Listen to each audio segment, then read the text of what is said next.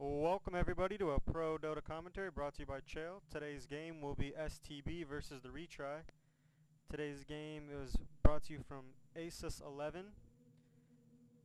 This is probably going to be TR's last tournament in Dota 1 as they are, although obviously TR's last tournament period as they are now DTS. But in Dota 1 especially, as most of the tournaments are moving to Dota 2 as they have, and I assume ASUS will also move to Dota 2 next tournament they have, or next season, as that's where everybody is going. They are going into the picks and bans real quick, as Clockwork Windrunner were the first two bans from STB, and Lycan and Prophet were the first two bans coming out from the retry. Now the retry really banned out that strong gank ability. Lycan, you can throw him in the jungle, then he can come out, in a few levels, about level 6, and just terrorize you. You don't know when he's coming, he just runs out and all hell breaks loose. And then you also move that Prophet being able to jump into that gank, and it's just way too much to deal with. We also see a Lich ban coming out from the retry, as Lich is just an all-around good hero. Chain Frost is a very good skill, the ability to deny the other team experience with Dark Ritual. Very, very good, as long as Frost Armor being very good against all melee.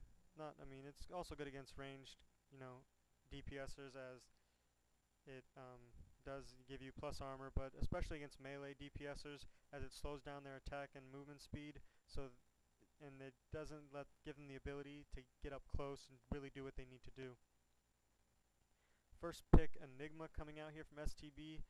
Seems to me like that pick really puts you in the we're going to be trying to team fight. In this, it sort of, to me, gives your strategy away really quickly. And then we see an AA and Chaos Knight, first picks coming out of the retry. AA is a very good hero. His ultimate, being able to global, being able to jump in on any ganks, as well as being able to slow down pushes, as well as that cold feet being a very solid stun. I believe level 4, it's around 3.5 seconds if you give it time to proc. And with that Chaos Knight moving around and ganking, more than likely you'll be able to get that, as it's usually not a 1-second stun, it's usually in the higher levels.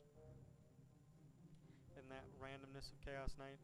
And then we have a Weaver Earthshaker picks coming out from STB. Weaver and Earthshaker are very strong.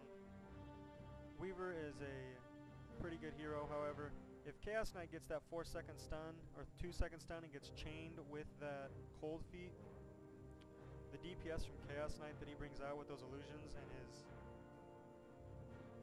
critical strikes is just going to bring him down so quickly. However, that Earthshaker, if he gets an early Blink Dagger, when that Chaos Knight splits in to his illusions, if that Earthshaker can get a real good, pick up on it and blink in and use his ultimate, it can really be devastating, as you create more damage for the Earthshaker in creating those illusions.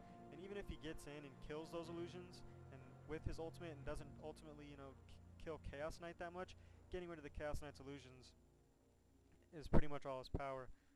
Having them being very strong illusions, they crit just as hard as Chaos Knight does.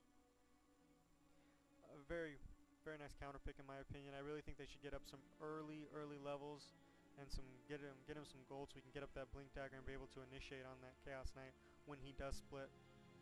Or I guess counter initiate on the Chaos Knight as he does split. Then we saw a Puck pick coming out from the retry. Puck is another solid hero. Puck is a very good team fight hero.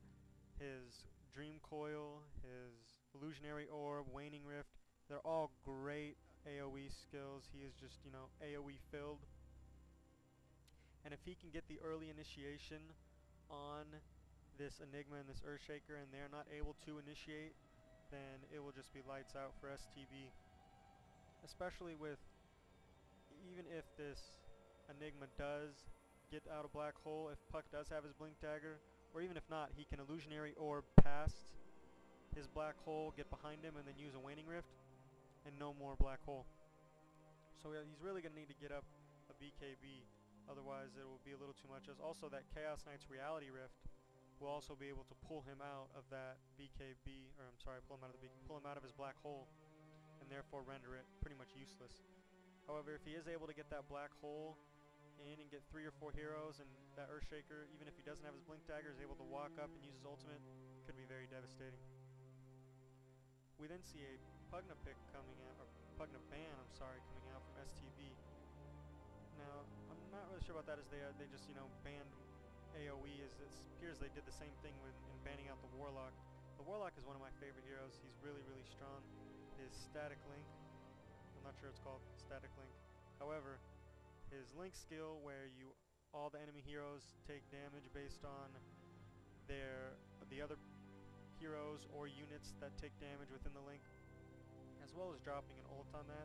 And then if the AA was able to drop in his ulti with the puck, then that will be devastating. However, I'm not sure that they are going for a AoE lineup per se. It seems to me that they also have an extremely good chase lineup. Illusionary Orb gets you very far distances, will be able to keep you chasing.